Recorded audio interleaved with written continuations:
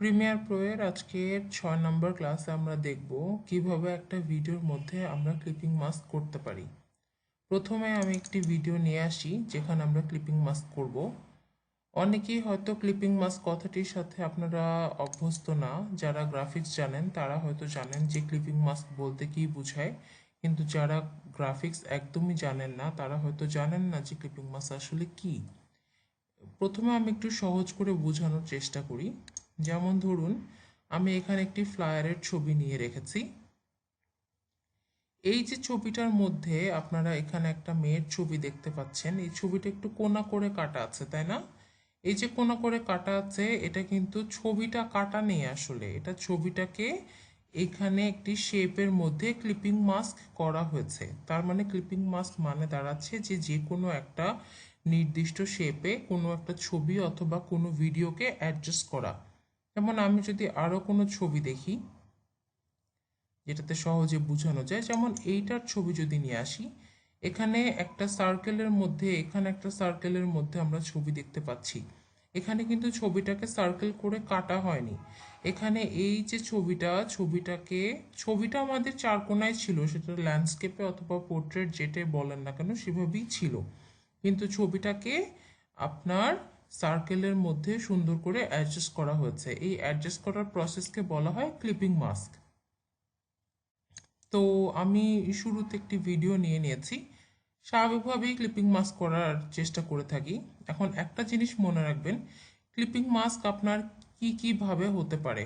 আমি যদি ভিডিওটি নিয়ে আসি, ভিডিওটি কিছু অংশ নিয়ে আসবো, পুরো অংশটা আমার আনার দরকার নেই। আমি কিছুটা অংশ মার্ক ইন আর মার্ক আউট করে আমি শুধুমাত্র ভিডিওটিকে নিয়ে আসবো, যেহেতু আমার অডিও লেয়ারের এই মুহূর্তে দরকার নেই।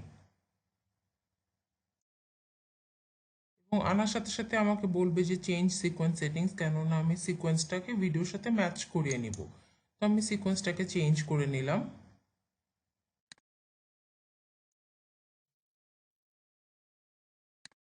এখন আমরা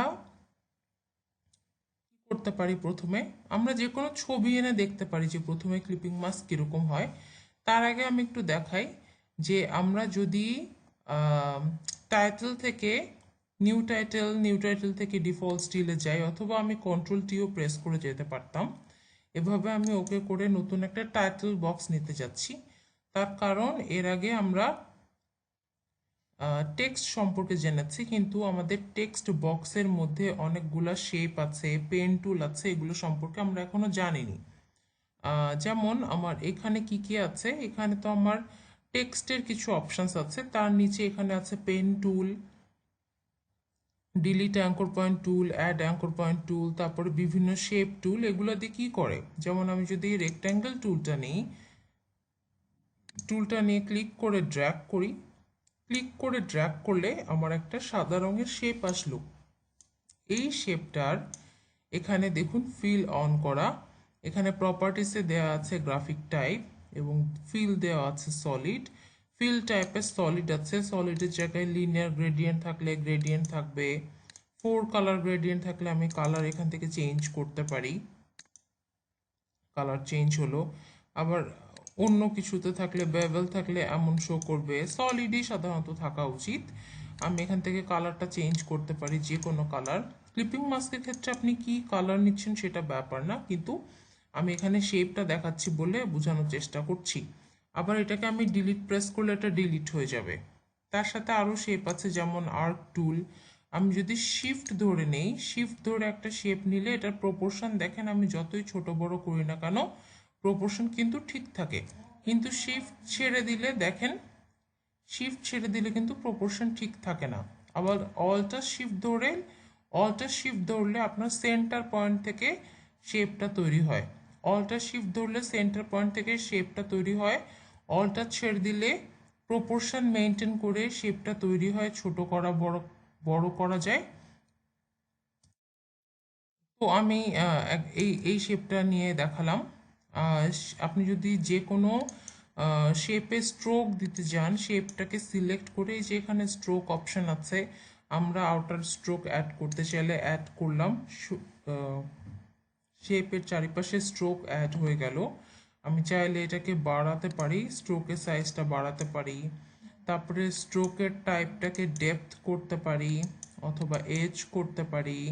আমি ফিল টাইপ চেঞ্জ করার দরকার নেই, কালার এখান থেকে চেঞ্জ করে অন্য কোনো কালারেও দিয়ে দিতে পারি। যেভাবে আমার পছন্দ সেভাবে আমি এটাকে ব্যবহার করতে পারি। আবার এটাকে চাইলে আমি ডিলিটও করে দিতে পারি। এখানে 8 ধরনের শেপ টুল আমরা দেখতে পাচ্ছি। আবার এখানে যে পেন টুল আছে, পেন টুল দিয়ে আমি আমার পছন্দ মতো শেপ তৈরি করতে পারি। যেমন আমি পেন টুলটা সিলেক্ট করে ক্লিক করলাম, ক্লিক করে ড্র্যাগ করলাম, ক্লিক করে ড্র্যাগ করলাম, আবার ক্লিক করে ড্র্যাগ করলাম। একদম শেষ মাথায় যখন আসবো একটা সার্কেল শো করবে, এটাতে আমার শেপটা ক্লোজ হয়ে যাচ্ছে। কিন্তু এখানে আমরা শেপ দেখা যাচ্ছে না, শেপের বদলে আমার স্ট্রোক দেখা যাচ্ছে, তাই না? এখানে আমার যে গ্রাফিক টাইপটা দেওয়া আছে, এখানে ক্লোজড বিজিয়ারের জায়গায় আমি যদি ফিল্ড বিজিয়ার দিয়ে দিই, ফিল্ড বিজিয়ার দিয়ে দিলে আমার ভিতরে ফিল হয়ে গেল। আমার কেন স্ট্রোক শো করছে? কারণ এখানে আমার স্ট্রোক আছে। আমি এটাকে আউটার স্ট্রোকটাকে অফ করে দিলে স্ট্রোক অফ হয়ে যাবে, ঠিক আছে? আবার এই শেপটাকে ধরে আমি যদি ধরেন ডিলিট অ্যাঙ্কর পয়েন্ট টুলে যাই, ডিলিট অ্যাঙ্কর পয়েন্ট টুলে গেলে যে আমি এই অ্যাঙ্কর পয়েন্টটাকে ডিলিট করতে চাইলে ক্লিক করলেই ডিলিট হয়ে যাবে। এই অ্যাঙ্কর পয়েন্টটাকে ডিলিট করতে চাইলে আমি যদি অ্যাঙ্কর পয়েন্টটাকে এখান থেকে অ্যাড অ্যাঙ্কর পয়েন্ট টুল নিয়ে এখানে চাইলে ক্লিক করলে অ্যাঙ্কর পয়েন্ট অ্যাড করতে পারি। অ্যাঙ্কর পয়েন্ট অ্যাড করলে তখন ওই অ্যাঙ্কর পয়েন্টটা দিয়ে আমি আবার আরেকটা শেপ তৈরি করতে পারি। একটা একটা করে অ্যাড অ্যাঙ্কর পয়েন্ট টুল দিয়ে ক্লিক করলেই, পাথের উপরে ক্লিক করলেই কিন্তু অ্যাঙ্কর পয়েন্ট অ্যাড হয়।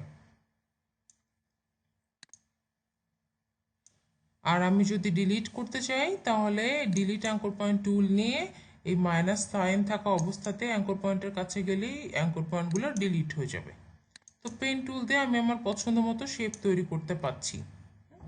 তো ধরে নিলাম এই শেপটাই, এটাকে আমি আর ডিলিট করলাম না, এটাকে থাকা অবস্থায় আমি এটা কেটে দিলাম। কেটে দেওয়ার পরে এই শেপটাকে নিয়ে আমি আমার ভিডিও 2 লেয়ারের উপরে আসব। ভিডিও 2 লেয়ারের উপরে আসার পরে এবং আমি শেপটাকে যতদূর ইচ্ছা ততদূর বড় করতে পারি। শেপকে, টেক্সটকে, যে কোনো ছবিকে আমরা যতক্ষণ ইচ্ছা ততক্ষণ রাখতে পারি। এই অবস্থায় আমার ভিডিও যেখানেই থাকুক না কেন, আমি যদি এখন এটাকে ক্লিপিং মাস্ক করতে চাই, ক্লিপিং মাস্ক করতে গেলে কি করতে হবে? ক্লিপিং মাস্ক করতে গেলে আমার যেতে হবে ইফেক্টসে। ইফেক্টসে গেলে ইফেক্টসে যে যদি আমরা লিখি ট্র্যাক, দেখুন ইফেক্টস থেকে ভিডিও ইফেক্টস, ভিডিও ইফেক্টস থেকে কিং, কিং থেকে ট্র্যাকমেট কি। ট্র্যাকমেট কি, এই ইফেক্টটাকে আমরা ব্যবহার করব ভিডিও 1 লেয়ারের উপরে। ভিডিও 1 লেয়ারের উপরে আমি ট্র্যাকমেট কিটা ব্যবহার করলাম। ব্যবহার করার পরে আমরা যাব ইফেক্ট কন্ট্রোলসে। আচ্ছা, একটু সময় নিচ্ছি ইফেক্টটা অ্যাপ্লাই হতে। অ্যাপ্লাই হয়ে গেছে। আমরা যাব ইফেক্ট কন্ট্রোলসে। ইফেক্ট কন্ট্রোলসে গেলে আমরা ভিডিও ইফেক্টসের মধ্যে মোশন, অপাসিটি, টাইম রিম্যাপিং ছাড়া ট্র্যাকমেট কি নামে আরেকটা ইফেক্ট পাই, যেখানে ম্যাট দেখাচ্ছে নান। নানটাকে ওপেন করলে আমরা দেখতে পাচ্ছি ভিডিও 3 এবং ভিডিও 2 লেয়ার। তার মানে কি?